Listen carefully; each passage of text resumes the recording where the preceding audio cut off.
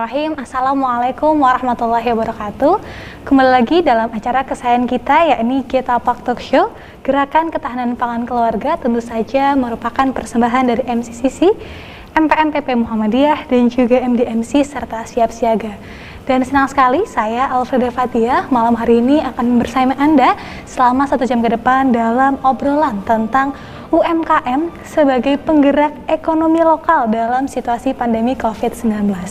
Tentu saja kita mengetahui bersama bahwa dampak pandemi merebak kemana-mana begitu ya, baik sektor pendidikan hingga sektor ekonomi, terutama UMKM yang menjadi salah satu yang terdampak karena susahnya akses barang dan jasa, terbatasnya pertemuan antar manusia yang juga menurunkan minat beli masyarakat. Dan untuk itu, pendampingan UMKM menjadi salah satu solusi dalam rangka penguatan ekonomi keluarga. Tentu saja saya tidak akan berbicara sendiri begitu ya. Sudah hadir bersama saya yang pertama ada Bapak M. Fikron Wasli Arifuddin SEMSC dari Direktur Utama Inspek Multi Konsultan. Selamat malam Bapak. Selamat malam Mbak Yaya. Bagaimana kabarnya, baik? Alhamdulillah sehat. Oke, Yang selanjutnya juga ada yang gak kalah ganteng gitu ya. Di sebelah kiri saya ada Bapak Dwi Kuswantoro SEMEK, merupakan seorang penggagas pasar komunitas sekaligus Ketua MPM PWM DIY. Assalamualaikum Bapak. Waalaikumsalam. Kabar baik juga? Alhamdulillah. Alhamdulillah. Sehat berarti ya? Sehat. Tadi apakah kesininya macet? Aduh, pertanyaan yang sangat basa-basi gitu ya. Oke, saya ingin mulai dulu dari ke Pak Fikron dulu nih Pak. Oke. Sebetulnya apa dampak pandemi di sektor UMKM? Mbak Yaya, Mas Dwi dan sahabat Getapak yang berbahagia. Tidak terasa ya, kita sudah 9 bulan dalam pandemi COVID ini. Pandemi COVID berdampak pada seluruh aspek kehidupan. Betul. Kita tidak terasa sudah banyak berubah perilaku kita. Nah, tapi ada 2 aspek yang utama dari dampak pandemi COVID ini, yaitu aspek kesehatan dan aspek ekonomi. Nah, pemerintah mensikapinya memprioritaskan pada aspek penanganannya pada aspek kesehatan. Nah, penanganan pada aspek kesehatan ini diutamakan untuk memutus rantai penularan COVID. Betul. Hal ini dilakukan dengan melakukan pembatasan dengan protokol COVID. Di awal pandemi dulu kita merasakan sangat ketat pembatasannya. Dibatasi, ya ada istilahnya lockdown lah, sehingga kita harus stay at home. Anak-anak tidak sekolah di sekolahan, bahkan sampai sekarang ya. Kemudian dilakukan pembatasan mobilitas warga, mobilitas manusia. Nah, pembatasan ini dimaksudkan untuk mengurangi potensi interaksi yang akan berdampak pada penularan. Nah, pembatasan mobilitas warga ini jelas berdampak juga pada mobilitas atau kegiatan ekonomi. Betul. Ini juga berdampak pada para pelaku ekonomi. Dan UMKM sebagai pelaku ekonomi yang terbesar di Indonesia ini, 90% lebih pelaku ekonomi adalah UMKM. Nah, dengan adanya pembatasan ini, kegiatan ekonomi juga terjadi kontraksi, ada yang terutama yang sangat terdampak pada sektor ekonomi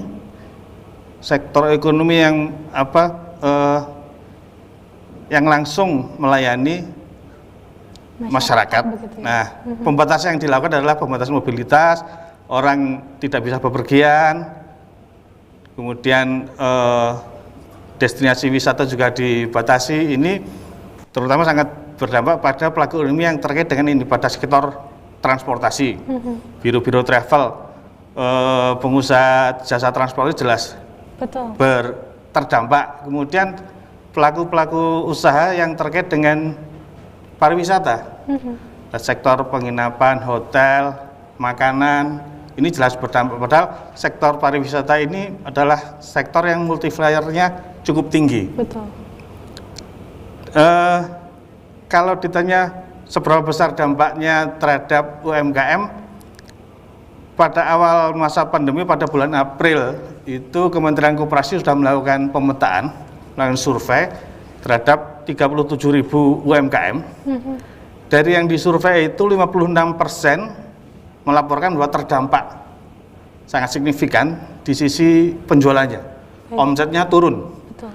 Kemudian 22% melaporkan terdampak terkait dengan distribusinya, dan 15% terkait dengan pengadaan bahan bakunya.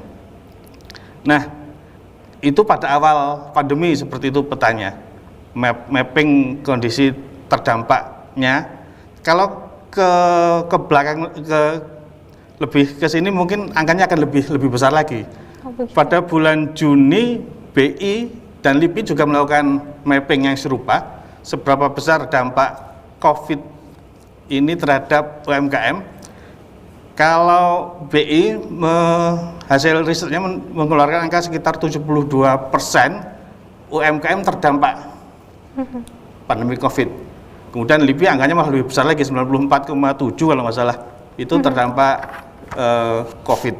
Nah, kemudian pada sektor ekonomi apa saja yang terdampak? Kalau dari hasil risetnya Kementerian Koperasi, para pelaku usaha yang paling banyak terdampak adalah pedagang besar dan pengecer. Kemudian yang nomor 2 sekitar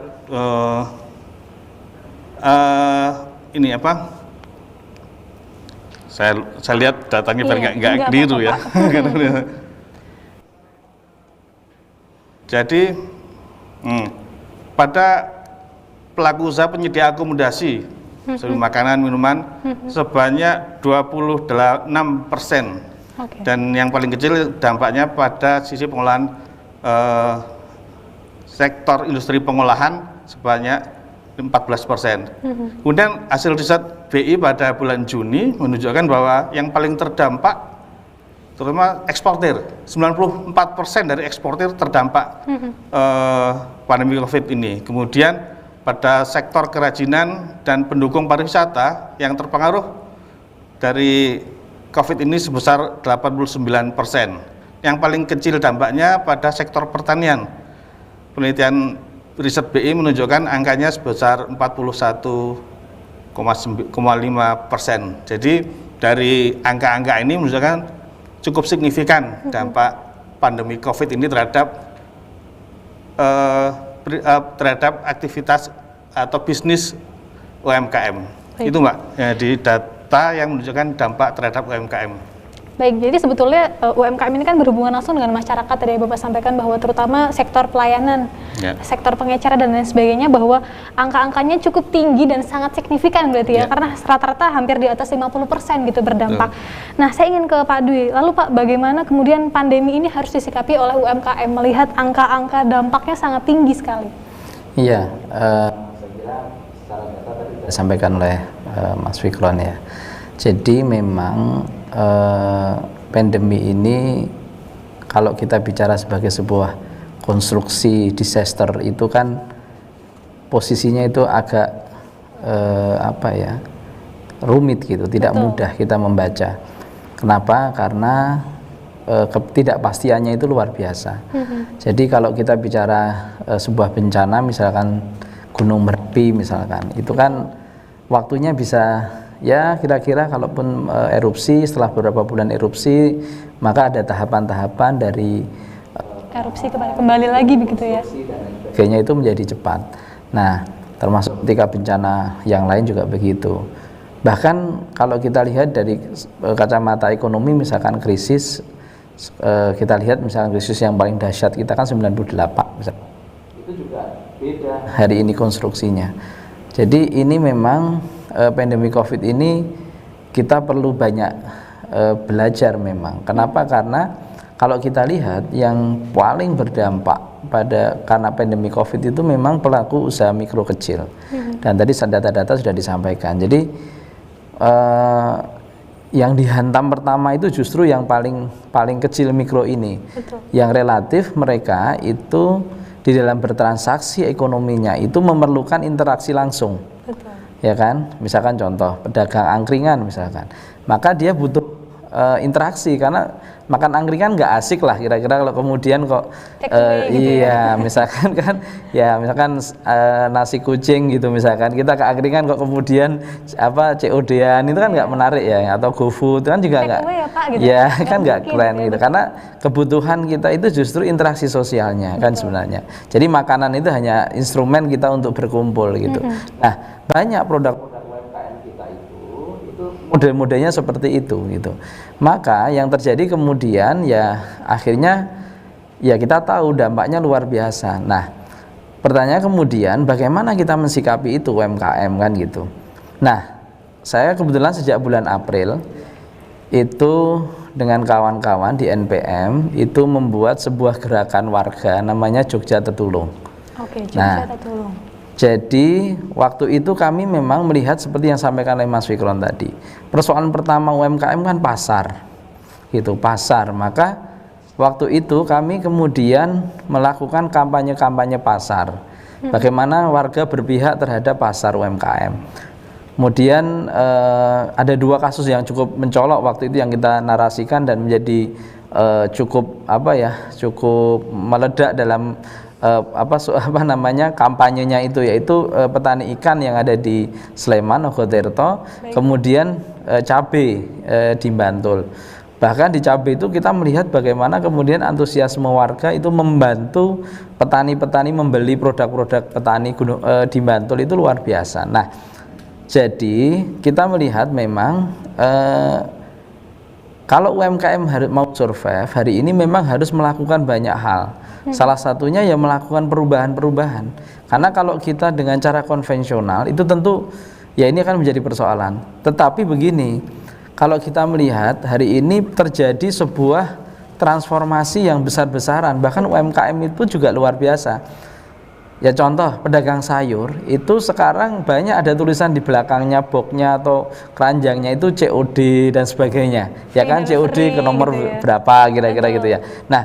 Nah itu kan sebenarnya kalau kita cermati itu kan sebenarnya perilaku-perilaku model-model marketplace di mana orang membeli dengan sebuah platform digital marketplace, kemudian di sana transaksi secara direct tetapi menggunakan teknologi sebagai penghubungnya kan kira-kira begitu. Nah, hari ini perilaku itu sudah mulai dikembangkan dan bahkan sudah cukup bertumbuh di komunitas-komunitas kita. Kebetulan dengan Jogja Tetulung, kemudian saya mendorong juga teman-teman di nasional namanya Indonesia Menolong, itu kita memetakan bagaimana masyarakat UMKM kita ini kemudian melihat pandemi COVID.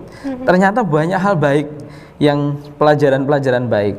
Ya kalau di Jogja Tetulung bagaimana kemudian solidaritas, gotong royong itu kemudian menjadi sebuah kekuatan baru dengan dengan dibungkus dengan teknologi melalui platform sosial media dan lain-lain.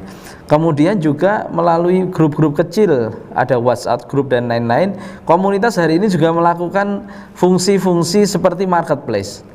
Ya, fungsi-fungsi seperti marketplace. Mereka jual beli seperti marketplace, tapi dengan cara-cara sederhana.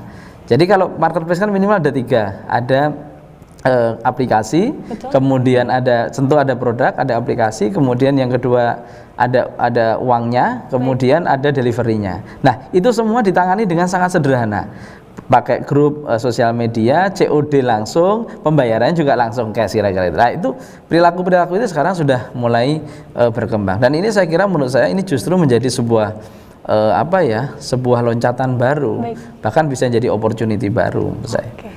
Siap, nanti kita akan kembali lagi gitu ya berbicara tentang sebetulnya apa hikmah begitu ya, bisa dibilang hikmah di balik pandemi ini, atau apa yang harus kita ambil dalam rangka menghidupkan atau menguatkan kembali UMKM dalam rangka menguatkan perekonomian keluarga. Tetap bersama kami di Getapak Talk Show.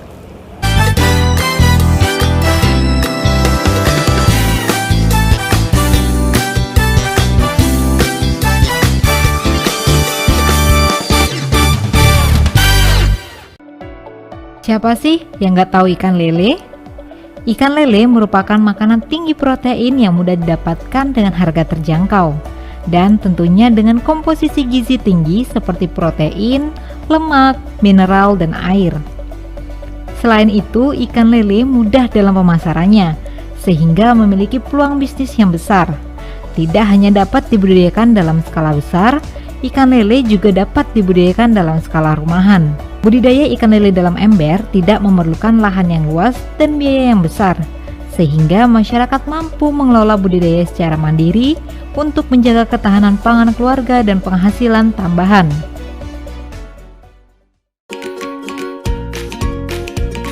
Bercocok tanam, kegiatan yang sangat mengasyikkan dan membutuhkan ketekunan.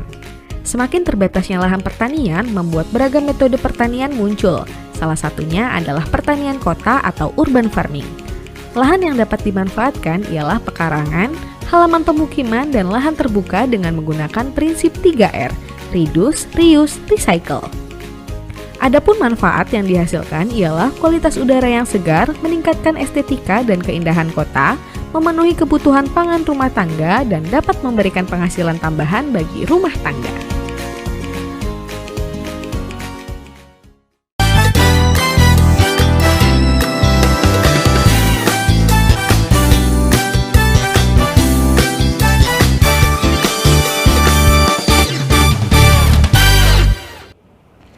Anda masih kembali bersama kami di Kita Pak Talk Show, tentu saja merupakan persembahan MCCC, MPM PP Muhammadiyah, MDMC dan juga Siap Siaga, dan kita masih berbicara tentang UMKM sebagai penggerak ekonomi lokal dalam situasi pandemi COVID-19. Tentu saya masih dibersamai dengan Pak Fikron dan juga Pak Dwi, begitu ya. Tadi kita sudah berbincang terkait data tentang dampak COVID-19 terhadap pertumbuhan UMKM, dan tadi sudah sempat dibahas juga sebetulnya seperti apa kita harus menyikapinya. Nah, tadi sempat terpotong Pak ya. Jadi sebetulnya seperti apa seharusnya UMKM menyikapi pandemi COVID-19 ini Pak? Ya, kalau saya jadi memang begini Mbak Fatia. Jadi memang pandemi COVID ini menjadi sebuah ancaman. Tetapi kan kalau kita melihat itu kan pasti ada dua hal ya. Betul. Tidak hanya sekedar ancaman, tapi sebenarnya juga ada opportunity. Nah tentu ini kalau saya melihat opportunity-nya apa? Opportunity-nya itu, peluangnya itu adalah ketika UMKM mau melakukan transformasi juga, ini sangat mungkin kemudian ini menjadi loncatan. Bahkan bahasa teman-teman di penggiat UMKM itu bisa naik kelas lah kira-kira gitu. Betul. Kenapa? Karena banyak sekarang UMKM yang kemudian menggunakan teknologi itu yang dulunya hanya sekedar iseng-iseng sekarang menjadi sangat serius. Betul. Itu sangat serius dan dia tetap mempertahankan ya dengan teknologi sosial media dan lain-lain itu untuk sebagai dashboard untuk jual belinya, dan itu ternyata omsetnya juga luar biasa. Saya kemarin ketemu satu UMKM itu cerita frozennya itu per hari itu dia tidak kurang 1,5 juta mengirim. Artinya kan ini kan satu loncatan yang sangat baik sebenarnya dari perilaku karena dipaksa oleh COVID ini, kemudian kita melakukan penjarangan sosial, pertemuannya menjadi tidak intens dan lain-lain.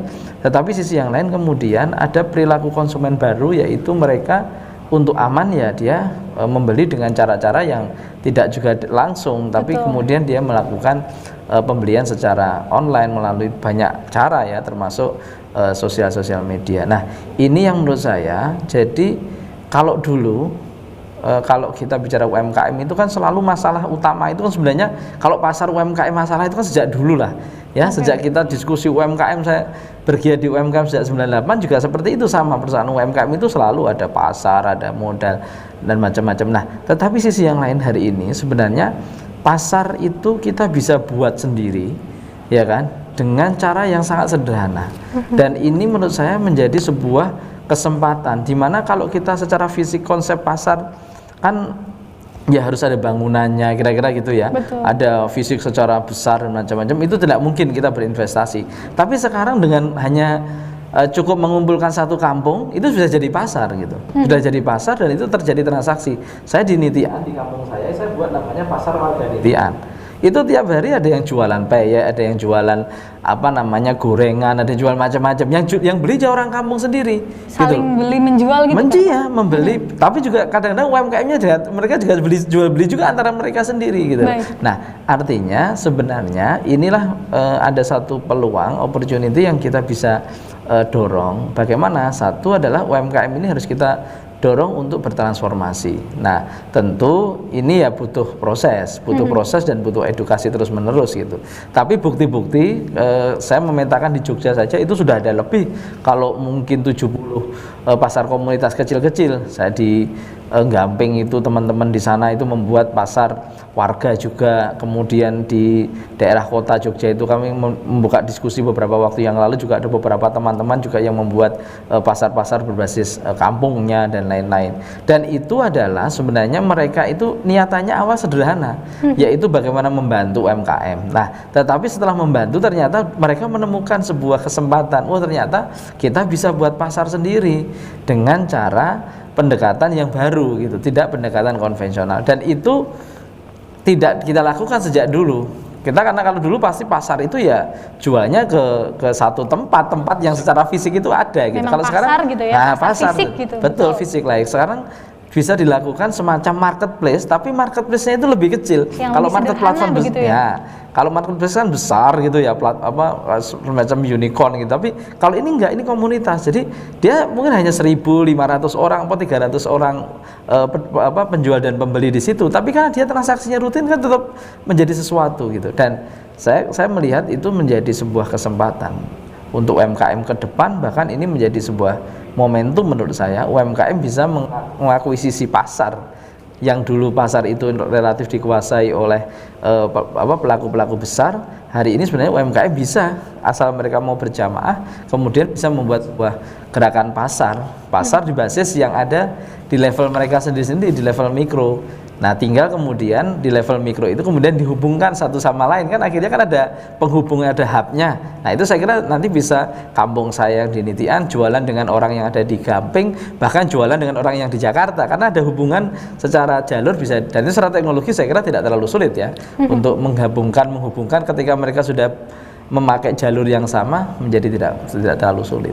Oke, sehingga sebetulnya tentang revolusi perilaku begitu ya, bagaimana bisa berubah dari yang konvensional lebih modern meskipun itu sederhana begitu ya. Betul. Nah, ini menurut saya hari ini bisa dilakukan, dan orang sekarang dipaksa. Jadi COVID ini kan sebenarnya memaksa banyak orang ya, Mas Iklan ya, memaksa banyak orang berubah dalam banyak hal, ya kan, termasuk kita dalam perilaku keseharian kita, hubungan sosial kita, termasuk hal-hal yang sangat mendasar pun kita melakukan perubahan. Di masjid kita juga harus berjarak, gitu, tidak salaman dan sebenarnya kan itu sudah tidak salaman kalau yang orang Muhammadiyah sudah tidak melakukan itu kira-kira ya. Betul. Tapi itu kan sudah perilaku ini menjadi sesuatu yang menjadi perilaku baru. Nah, artinya UMKM sekarang juga sudah menuju ke perilaku-perilaku baru. Nah, perilaku baru inilah yang sebenarnya bisa kita dorong itu menjadi sebuah menjadi sebuah jalan ekonomi baru atau jalan perubahan untuk mereka menjadi sesuatu yang entitas yang tidak lagi sama dengan ketika COVID gitu, tapi kemudian bisa dilakukan. Bakso sekarang dijual dengan online kan banyak sekali. Baik. Ya kan, mie ayam online banyak gitu. Jadi sehingga sebetulnya sangat memungkinkan menciptakan pasar yang baru gitu ya, Pak Dwi. Oke, saya ke Pak Fikron lagi, Pak. Kemudian sebetulnya apa lagi cara UMKM mengatasi dampak dari pandemi ini selain tadi adalah ada revolusi perilaku dan lain sebagainya? Ya, terima kasih. Saya sepakat dengan Mas Dwi tadi. Jadi pandemi COVID ini bisa menjadi momentum untuk bertransformasi. Ini biasanya orang kreatif itu ada faktor kepepetnya, kalau kepepet jadi kreatif. Nah, ini mungkin perlu kita maknai seperti itu. Tapi transformasi itu tidak bisa terjadi dengan cepat, dengan sekejap itu ya. Jadi apa yang dilakukan oleh teman-teman pelaku bisnis ketika ada perubahan seperti ini, omsetnya langsung drop gitu kan. Yang mereka lakukan pertama adalah menyelamatkan cash flow. Betul. Ya, jadi kalau omsetnya menurun, permintaannya menurun, mereka juga mengurangi produksinya. Nah, kalau dalam jangka panjang ini juga akan berdampak juga pada dia harus mengurangi pengeluarannya. Bisa jadi dia merumahkan karyawannya. Nah, terbukti sebenarnya UMKM itu cukup tangguh, cukup luas dalam kondisi krisis. Justru yang menyelamatkan perekonomian negara. Ini sektor informal, sektor UMKM ini yang menyelamatkan. Tapi dalam kondisi COVID ini mungkin berbeda kasusnya dengan krisis-krisis yang sebelumnya, krisis 98 dulu juga krisis nasional, tapi UMKM atau ekonomi mikro ini ekonomi rakyat menyelamatkan perekonomian nasional.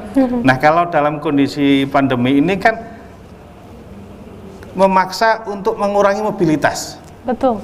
Sehingga ini perlu penyesuaian yang berbeda dengan yang selama ini terjadi. Nah, untuk itu seperti yang sudah dilakukan oleh pemerintah menggunakan kebijakan. Jadi pada tahap awal UMKM itu menyesuaikan dengan misalnya mengurangi produksi, kemudian mereka bertahan untuk survive dulu, sambil melihat kondisi untuk bagaimana berubah dan bertahan, barangkali bisa switch kepada jenis usaha yang lain. Nah, di sisi ini perlu support dari pemerintah, mungkin dengan tadi sosial tunjangan sosial, kemudian terbukti masyarakat kita semangat gotong royongnya cukup tinggi. Banyak komunitas-komunitas memikirkan ini, membentuk kelompok-kelompok membantu para UMKM memikirkan supaya bisa survive. Nah, tadi yang disampaikan Mas Dwi, ada kelompok ikan di Nogotirto. Ini yang saya amati juga. Mungkin karena mereka tidak bisa dalam waktu sekejap untuk mengurangi produksi, sementara omsetnya turun, sementara produknya masih banyak. Mungkin permintaan dari restoran, dari hotel berkurang, sementara produksinya kan masih tinggi. Yang saya lihat mereka menawarkan door to door. Jadi kampung saya juga dilakukan door to door oleh mereka itu. Jadi malah sampai sekarang istri saya langganan dari pasar ikan itu. Ini jadi apa yang dilakukan oleh UMKM pada waktu ada perubahan itu, pertama bagaimana survival supaya tetap bertahan, menjaga cash flow-nya. Nah, untuk bisa bertransformasi mungkin kondisi SDM UMKM kan beragam ya. Mungkin perlu support, perlu dampingan, bimbingan seperti yang dilakukan oleh Mas Dwi ini. Jadi mungkin kalau UMKM-nya punya anak yang milenial, sudah terbiasa dengan teknologi, mungkin akan mudah menyesuaikan. Tapi banyak juga UMKM yang sulit, ini perlu pendampingan, perlu dibina, diarahkan, ya bagaimana menghadapi kondisi seperti ini. Yang jelas perilaku harus berubah. Berubahnya seperti apa? Ini yang perlu didampingi oleh teman-teman aktivis sosial ini. Saya kira itu, Mbak. Baik, saya akan lanjutkan setelah ini gitu ya, karena sudah disuruh break gitu ya. Nanti kita akan berbicara lagi, Pak Dwi dan juga Pak Fikron gitu ya. Pemirsa jangan kemana, tetap bersama kami di Kitapak Talk Show.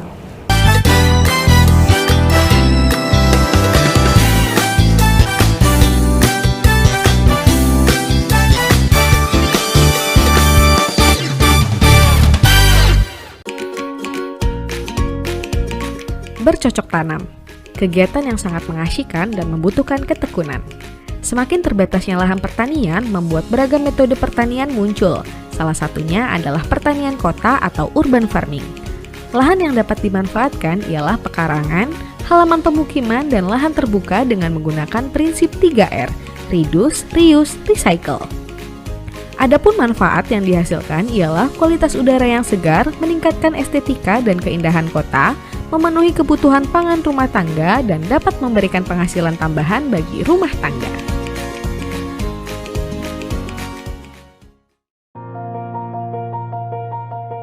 Assalamualaikum warahmatullahi wabarakatuh.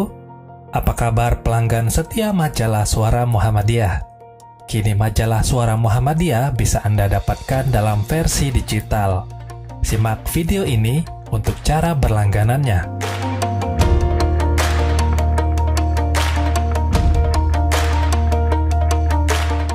Siapkan smartphone Anda, pilih Play Store, lalu download aplikasi Suara Muhammadiyah Store.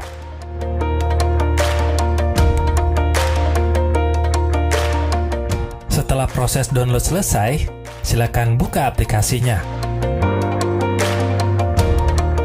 Jika Anda belum mempunyai akun, silakan untuk mendaftar terlebih dahulu. Silakan isi kolom yang telah disediakan di form pendaftaran pelanggan. Kemudian pilih daftar sekarang. Jika Anda ingin berlangganan majalah, pilih menu majalah yang ada di bawah ini. Lalu, pilih paket langganan. Tahap selanjutnya adalah pilih metode pembayaran.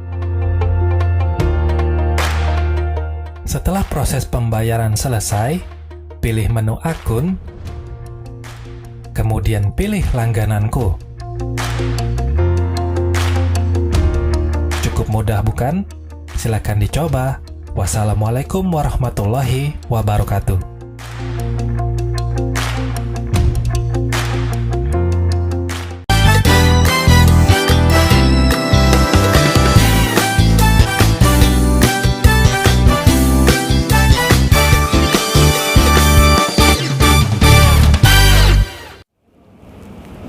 Anda masih kembali lagi bersama kami di Geta Pak Talk Show, tentu saja merupakan persembahan dari MCCC, MPM PP Muhammadiyah, MDMC dan juga Siap Siaga, dan kita masih bersama dengan Pak Dwi dan juga Pak Fikron gitu ya. Tadi kita sudah sempat membahas tentang peluang yang bisa kita ambil di tengah pandemi ini dan apa yang harus ditingkatkan oleh UMKM dalam menghadapi pandemi. Nah, saya ingin kembali ke Pak Dwi begitu ya. Pak, kemudian tadi sempat disinggung ini mungkin sebagian masyarakat yang tadi disampaikan oleh Pak Fikron sudah dapat mengakses teknologi secara cepat gitu ya, atau dapat memanfaatkan perkembangan teknologi gitu ya. Tapi bagaimana dengan yang belum mampu atau tidak memiliki SDM yang dapat mengarah ke sana gitu Pak? Seperti apa bentuk edukasi ataupun pendampingannya? Iya, ya memang tentu kalau kita petakan tentu ada secara umum ada 3 lah gitu ya. Ada yang memang sangat melek teknologi, ada kemudian melek teknologi karena kemudian dipaksa oleh pandemi. Tapi memang ada juga yang sangat tidak mungkin kemudian bertransformasi secara teknologi. Itu saya kira secara prototip seperti itu ya secara umum. Nah, tentu kalau yang sudah melek teknologi sejak awal, bahkan dia memang sejak bisnis UMKM-nya berbasis teknologi, tidak menjadi persoalan. Yang di lini 2 yang tadi yang kelompok kedua yang relatif kemudian karena dipaksa tapi kemudian dia juga beradaptasi dengan teknologi juga relatif tidak terlalu, ya akhirnya dia juga mengikuti gitu. Nah, hanya yang ketiga ini, dan ketiga juga banyak, karena kalau bicara UMKM itu kan kita ini kan bicara tadi 99%, jadi sebenarnya bukan 90%, tapi 99% pelaku usaha di Indonesia itu adalah usaha mikro kecil gitu. Yang besar itu kan kecil sekali, di bawah 1% gitu. Nah, artinya sebagian besar pelaku usaha kita itu ya pelaku usaha mikro kecil. Nah, kita jalan keluar misalkan dari studio ini, kita jalan ke kiri ke kanan, itu semua UMKM yang kita temui. Ada warung apapun itu pasti UMKM. Nah, karena begitu banyak, maka ini juga butuh sebuah gerakan kalau saya. Jadi ini butuh sebuah gerakan di mana harus ada upaya untuk mengangkat yang level 3 tadi, atau kalau bahasa agamanya ya mustadafin lah gitu ya, yang memang harus betul-betul menjadi ditarik itu, tidak lagi kemudian hanya didampingi tapi betul-betul ditarik.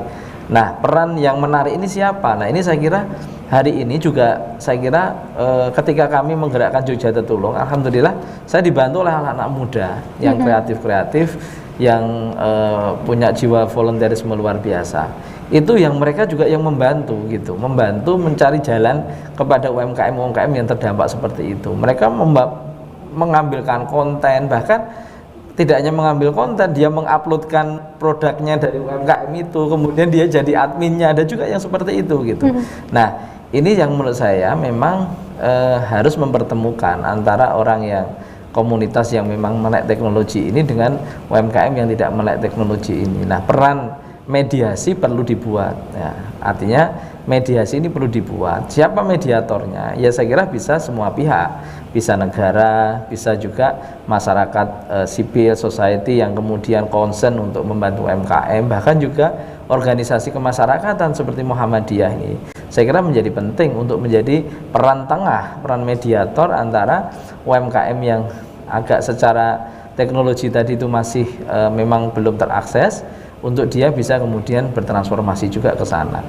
Memang tidak perlu kita paksa kemudian mereka menggunakan gadget gitu ya kan, nggak mungkin juga gitu ya. Tetapi harus ada komunitas, entitas yang kemudian dia membantu kelompok-kelompok ini gitu. Dan saya kira hari ini anak-anak muda kita dari segala level itu sudah punya kemampuan itu semua gitu. Dan itu bisa diorganisir ya bersama-sama. Dan pengalaman ketika kami menginisiasi Jogja Tetulung dan pasar-pasar komunitas itu, memang basis awalnya itu bukan bisnis, tapi basisnya itu solidaritas dan gotong royong. Jadi karena kita ingin membantu saja gitu.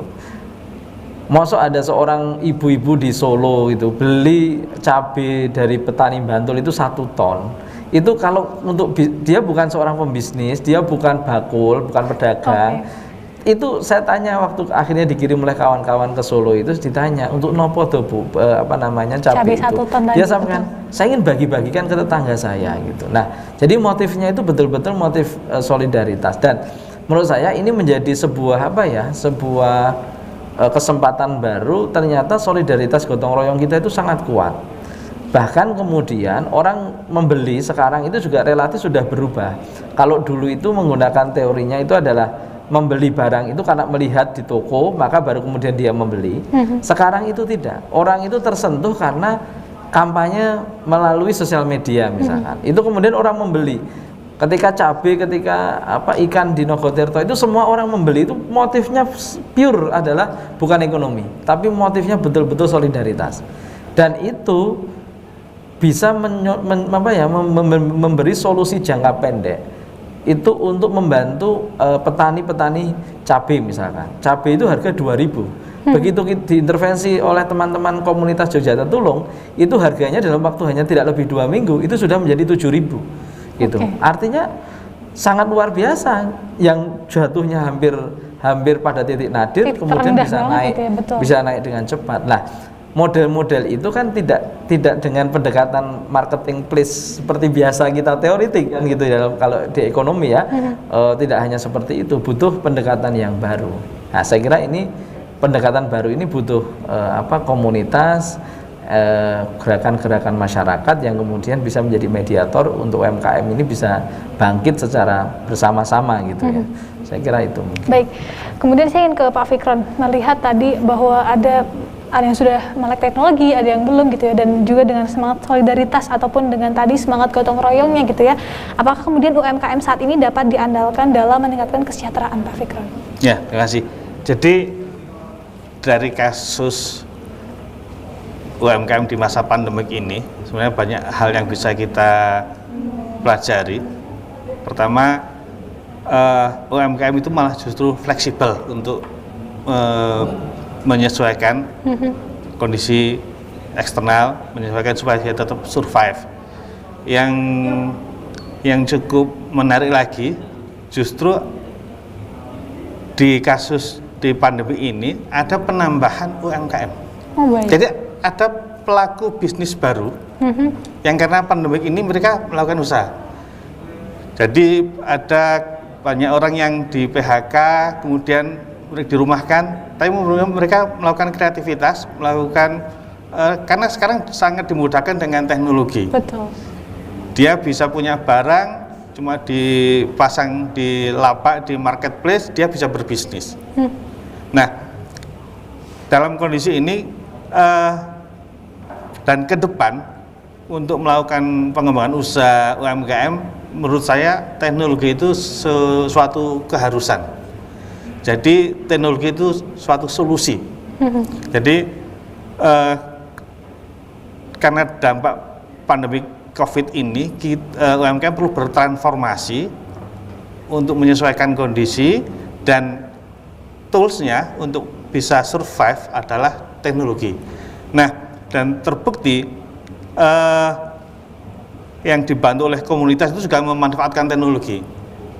Juga ada pemain-pemain baru menjadi pelaku usaha UMKM karena dimudahkan dengan teknologi. Betul. Jadi sangat dimudahkan. Jadi untuk pengembangan selanjutnya dalam pendampingan, dalam peningkatan kualitas SDM UMKM perlu penekanan pada peningkatan kemampuan literasi pada sisi teknologinya. Karena dalam perkembangan bisnis yang akan datang, ekonomi digital sangat berperan, dan UMKM harus bisa mensikapinya dan mengambil peluang itu, Mbak. Baik, kemudian Pak, tadi kan berbicara tentang ada yang kemudian pemain baru begitu ya. Kemudian seperti apa peran UMKM dalam meningkatkan pendapatan keluarga saat ini, Pak? Nah, yang jelas, jadi orang berusaha karena dalam rangka untuk memperoleh pendapatan gitu kan. Jadi kalau dia bisa berusaha dengan baik dan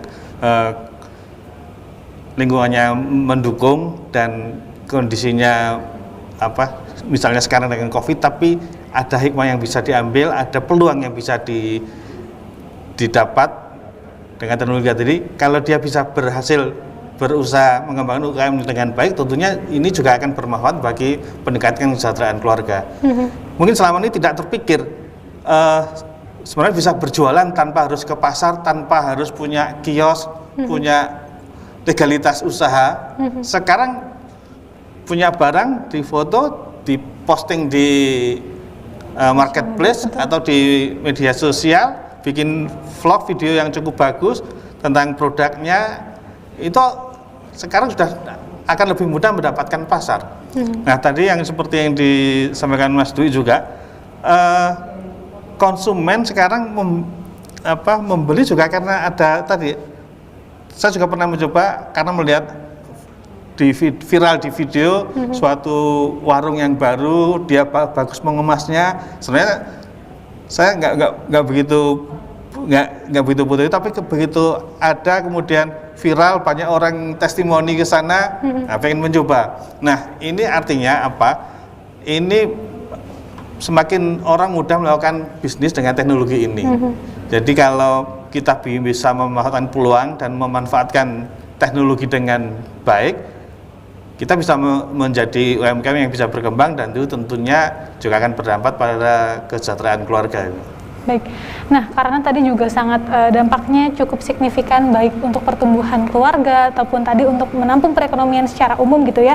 Kemudian saya ingin ke Pak Dwi, bagaimana Pak kemudian kita bisa meningkatkan produktivitas gitu ya, ketika pelan-pelan bangkit tadi, seperti apa sih Pak UMKM dapat membangkitkan produktivitasnya? Iya, saya kira memang break ya. Oke, karena Bapak sudah melihat breaknya gitu ya, kita akan lanjutkan sesaat lagi. Jangan kemana, tetap bersama kami di Get Talk.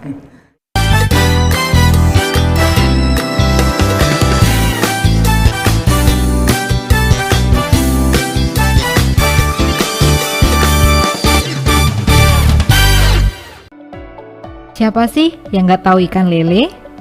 Ikan lele merupakan makanan tinggi protein yang mudah didapatkan dengan harga terjangkau, dan tentunya dengan komposisi gizi tinggi seperti protein, lemak, mineral, dan air. Selain itu, ikan lele mudah dalam pemasarannya, sehingga memiliki peluang bisnis yang besar. Tidak hanya dapat dibudidayakan dalam skala besar, ikan lele juga dapat dibudidayakan dalam skala rumahan. Budidaya ikan lele dalam ember tidak memerlukan lahan yang luas dan biaya yang besar, sehingga masyarakat mampu mengelola budidaya secara mandiri untuk menjaga ketahanan pangan keluarga dan penghasilan tambahan.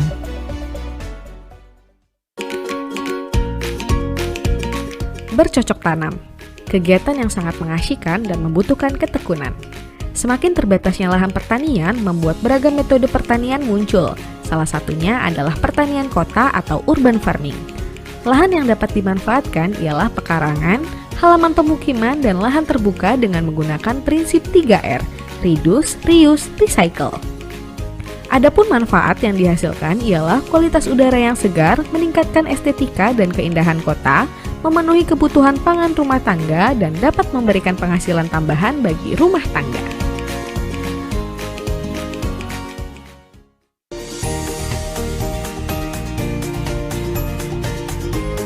Masyarakat perkotaan semakin sadar untuk memanfaatkan sisa lahan di pekarangan rumah untuk kegiatan bercocok tanam, beternak, maupun budidaya ikan dengan mengusung konsep urban farming.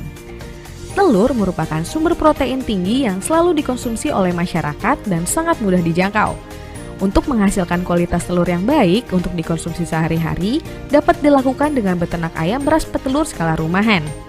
Beternak ayam ras petelur skala rumahan saat ini sedang menjadi tren di masyarakat. Dengan lahan terbatas, mampu beternak ayam dan menghasilkan telur dengan kualitas baik. Didukung teknologi sederhana dan ramah lingkungan sehingga tidak mengganggu lingkungan sekitar. Melalui metode ini, masyarakat mudah menjangkau bahan pangan sehari-hari melalui hasil panen dan menjaga kualitas telur yang dikonsumsi, serta dapat menambah penghasilan.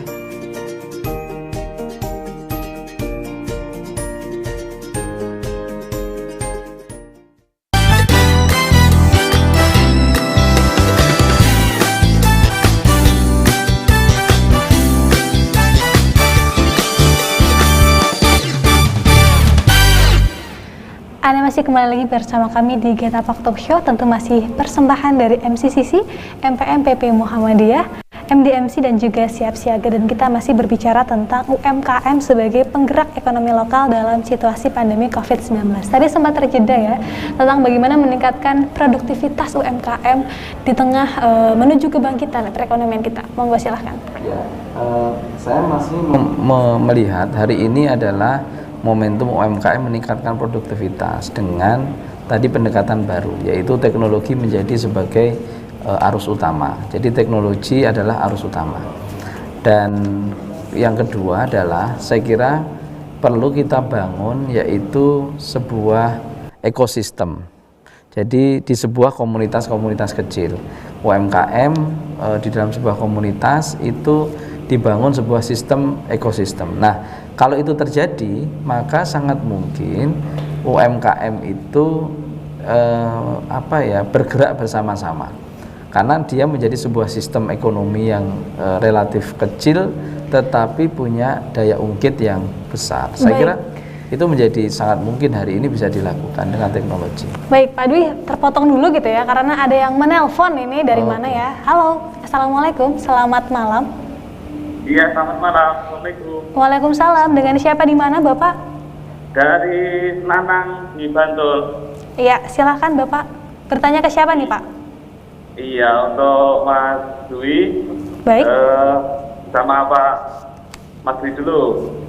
Boleh. Bagaimana nanti kelanjutan dari program Jogja Tertulung itu? Kira-kira bisa mengajak komunitas yang lain enggak yang peduli dengan kaum startup tadi itu. Baik. Kemudian untuk Pak Fikron tadi mengatakan bahwa banyak bermunculan UMKM baru. Terus bagaimana menjaga persaingan usaha? Kemungkinan kan usahanya akan sulit gitu antara UMKM yang baru dengan yang lama.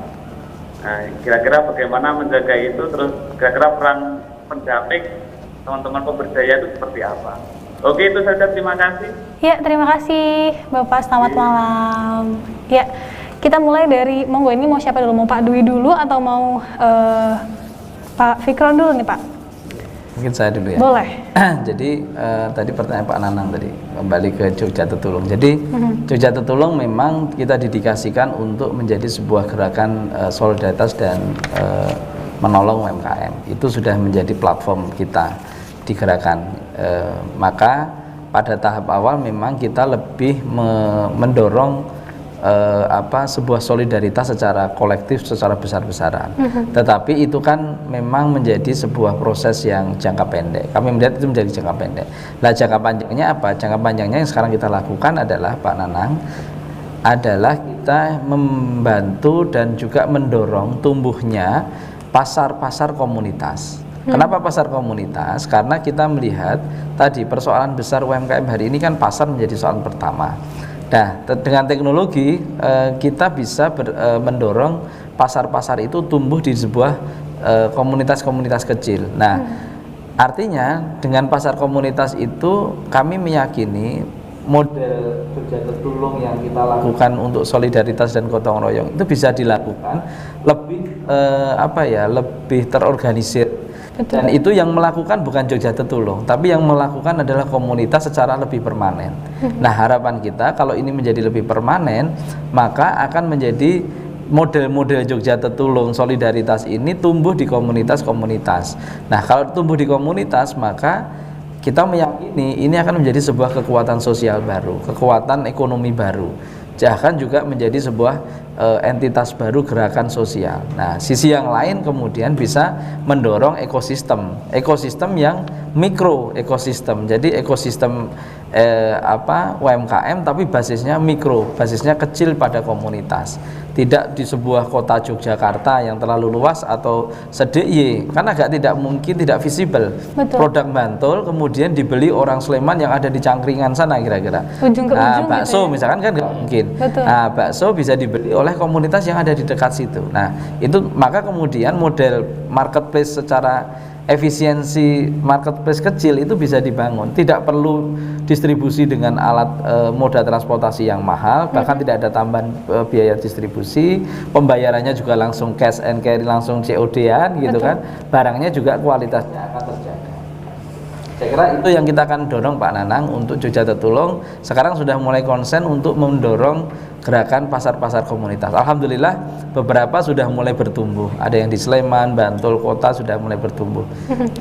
Baik, berarti tadi tentang kelanjutan program gitu ya Pak Nanang, sudah mulai bertumbuh lebih besar gitu ya, lebih luas komunitasnya, dan tentu saja menggandeng komunitas tadi ya, karena ingin ciptakan supaya bisa lebih organik dan lebih masif begitu ya.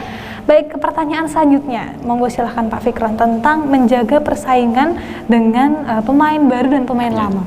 Ya, terima kasih Pak Nanang atas pertanyaannya.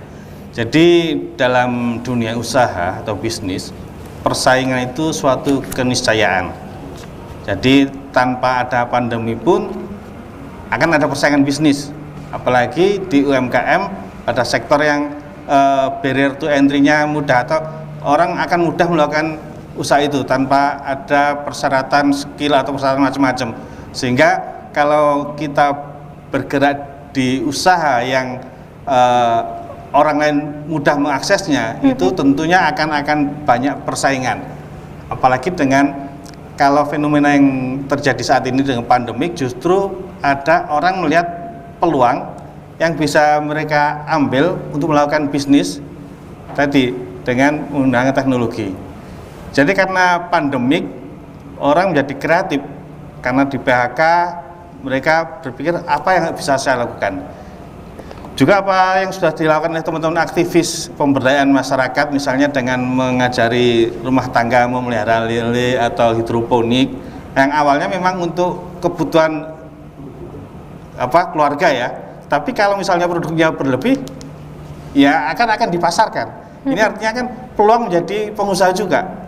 Nah, dalam kondisi ini memang pelaku usaha diharapkan tetap harus bisa kompetitif lah.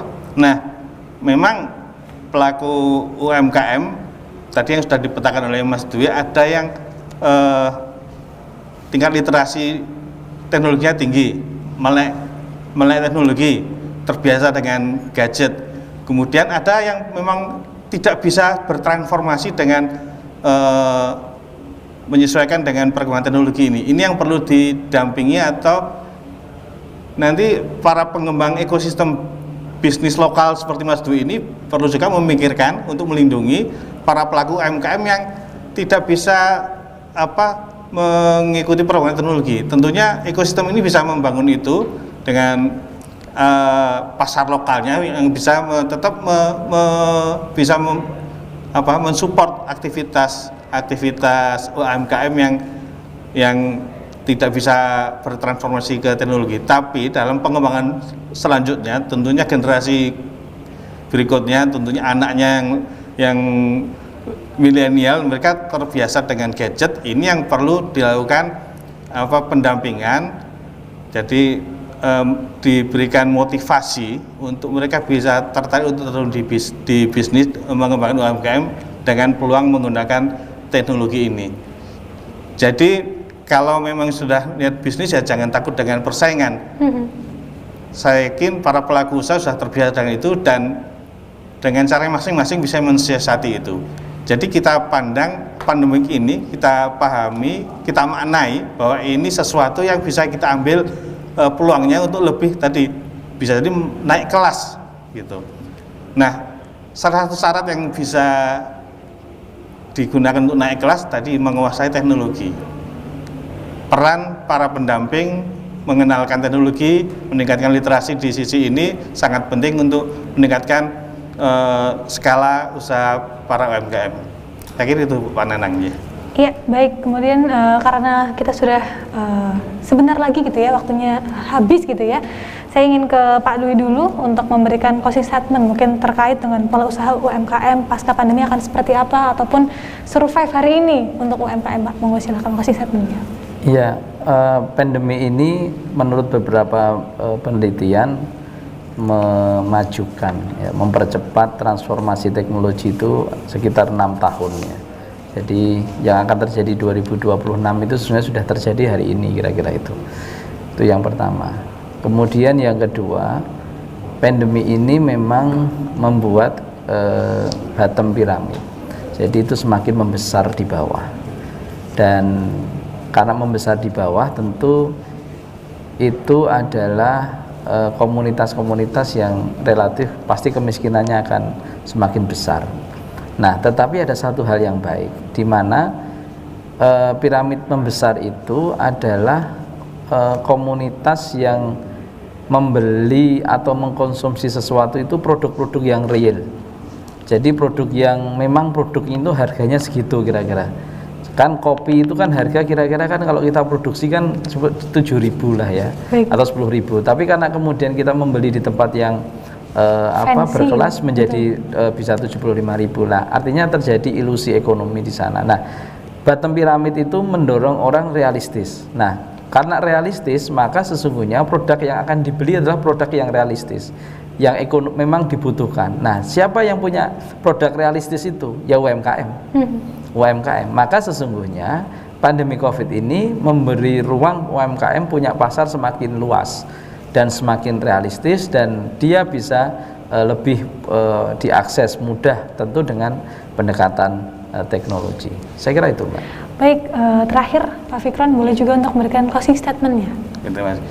Ada dua hal yang ingin saya sampaikan. Pertama, dari dampak pandemik ini kita bisa mengetahui dan kita rasakan ternyata kita, masyarakat kita punya semangat gotong royong tinggi, punya semangat altruistis saling membantu.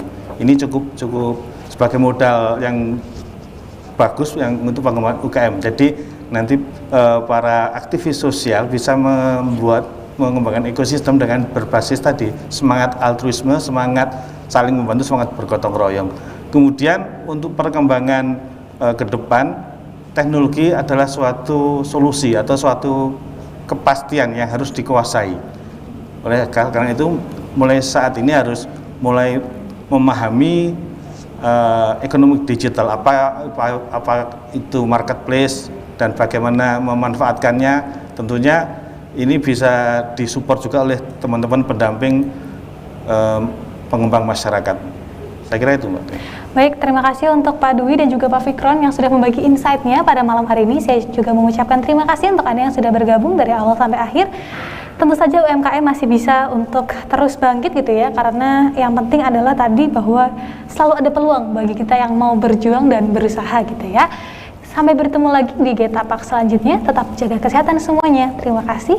Nun wal qalam ya mayasturun. Assalamualaikum warahmatullahi wabarakatuh. Sampai jumpa.